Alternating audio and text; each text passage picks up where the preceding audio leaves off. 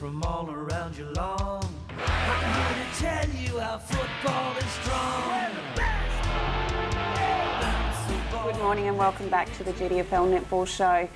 We now have joining us Jason Woolley, who is the coach again out at Winchelsea Netball Club. Welcome, Jason. Thanks for having me on board. Not a problem. So, coaching out there again? Yes, this is my 5th year. 5th year, wow. I guess we firstly need to start with the congratulations from the grand final last year, which seems like forever ago now that we're back here.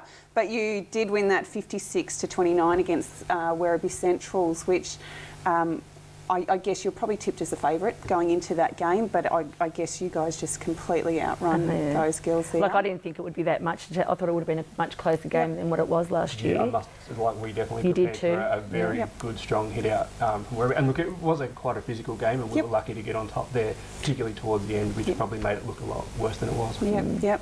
So, looking from your team last year, are there many changes made in there? What's happening there? There's probably a few. People like Peter Fay and Jacinta Todd, people have sort of tapped into them from other leagues to get them on board as player coaches. So that's probably pretty pleasing, I guess, in one aspect. It's always sad to see them leave, but to get them in other places doing jobs like that is great. So they're probably 2 losses, and then the rest will sort of wait and see through. So is that giving the opportunity for girls in the lower grades to work up, or have you recruited from externally? No, pretty much it gives a chance for some of the girls, like Hayley McCallum, who's a local Winch girl who's played for many years, started with us in A grade last year, got a job interstate, so that meant we lost her, which is how we ended up with someone like Jacinta Todd on board. And Hayley Rook, who I believe started at Thompson a couple of years ago, played exceptionally well in B grade for the year, so she'll bump up to A grade, which is great, as well as a few others. We're trying heavily to push our under 17s as well. So are they a couple of the younger girls this season, Jace? Yeah, middle age, I'll probably get in trouble, but Hayley and... Middle-aged. Here we go. What are you talking middle-age? No. Hayley's in their young 20s, but I guess when you think about netballers now, you're talking 15, 16, 17. So we've got some really young up-and-comers at 15, 16, 17 who we want to give that exposure, as well as getting early 20 people like the 2 Hayleys. Absolutely. Look, I think it's really important to, and I guess it keeps the girls interested at such a young age to stay at those clubs, because ultimately when you do hit your 30s or maybe mid-30s, that you're looking to either drop down grades or stop netball altogether. A good example is we had a young girl, Katrina, who's 15 years old, had a couple of quarters last year with Kath. You can't buy that kind of experience, and for her to maybe do some interacting with Jules this year is really positive for us. So Kath, is she back again? No, she's not. She's actually playing in a league out the other side of the city. So what's that 3 down fee? We've got another 8 to go. We can defend them off. One down, one down, one down. Possibly one I should have remembered straight after, I guess. But Julia obviously is still back again, and congratulations to her from what we hear. Yes, very exciting. Yes, and what? Baby girl Victoria, who's now 6 weeks old, just under 6 weeks old. So she's coming back pretty quickly. That's amazing. Timing it in terms of netball season. See, you know what? You're telling her that she's freaking now because she's thinking I have to get back in 6 weeks. Well, pretty much. I don't know if anyone really noticed, but she was a fair way along come the grand final last year. Yeah, we remember that. As it started to get a bit physical, the coach managed to whip her off. Look, it gets a little bit scary. I know that Gail, my coach, was trying to get me to play in the first few games and was there. I just said, no, I don't want to. So, look, I think that, I think it's a personal choice for everybody that you can't make. But, she's been bouncing around for 6 weeks, so I think trying to hold her off might get me in more trouble. Oh. Absolutely. Well, that's a big congratulations. That's exciting. A future netballer. We hope. I'm sure there will be. And pre-season for you guys, been busy? Yeah, it's been pretty busy. Again, as always, we train our squad from the 17s, DC, B&A all the way through.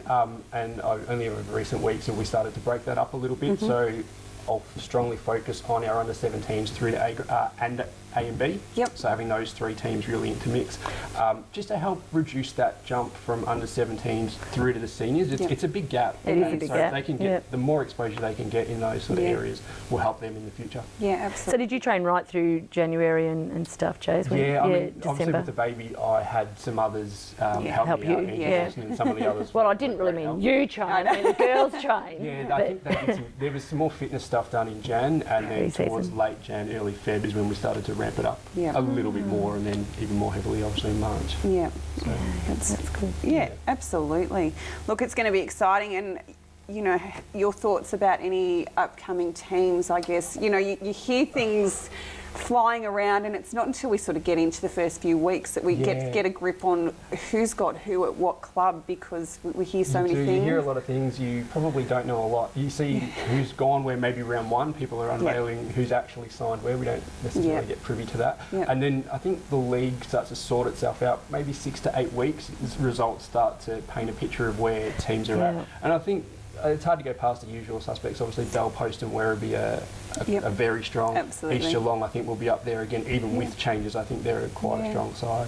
Yeah, I think that'll be an interesting one, East Geelong, because I know that quite a few girls have gone, and obviously the coach has gone. But you know, signing a new coach and who's gone with them will be. You know, I think it'll be interesting next week. But as you say, we're not going to know to the first 3, 4, 5 games. Yeah, that's right. And I mean, the thing is, you know, the girls come and girls go to different teams, but you know, they've got to work into that team too. Like if they don't gel as a team, it's not going to go really well. So you know, you've got to work at that, isn't it? 18 games is a lot. So, Yeah. I mean, even in my first few years when we had those first 5 or 6 games, you're really trying to get your team to gel moving forward, and then later in the season hoping to peak. Yeah, true. And so, any of your girls still playing in the state league teams this year? Yeah, I think Jules will actually sit out the entire year. She's sort of training with the Falcons to get herself back in. I don't believe she'll play a lot there. Renee's playing in Geelong, and I believe that came about from playing in the GDFL, people watching her play, so that's a really good sign. And she's gone to the GFL, did you say? GDFL, Oh, but she's picked up at the Geelong. Oh, okay, Cougars, I'm sure I'm missing a few, but there's a couple still floating there. Excellent. Like that's, you know, it's the strength of your club out there. You generally have, I guess, when we go and play them, you know that it's going to be a tough round out there, and I know that we've got you next week. So but no, all very exciting things, and all your teams filled out there from juniors up. That's one thing we really strive to do, is make sure all teams are full with the new courts we had a couple of years ago. They've got a Monday night comp and things like that, so that's bringing in more interest, and it's great to have local people involved in all levels, so it's really exciting for us. Because I know sometimes getting those junior teams filled, and I guess there's pros and cons to being out in a little country town just outside of Geelong. I think you either attract the town to support you, or you can completely expel them and not want anything to do with them. So, you know, I think it's great that... And that's why I've sort of really tried to push those under-17s, getting a lot of development with the seniors. Absolutely. Absolutely. Well, good luck this week. Thank you very much. And sorry, who have you got? Oh, that's right, Fiona. No. You've got Corio this week, and I know there's going to be a few changes there, so it'll be interesting to see how that one goes. I'm not sure what to expect. It's going to be a tough game. Thank you so much for coming on, Jason, and I'm sure we will see you again later in the year. Thanks for having me. And we'll be back after the break. Raiders from all around Geelong, I'm here to tell you how football is strong.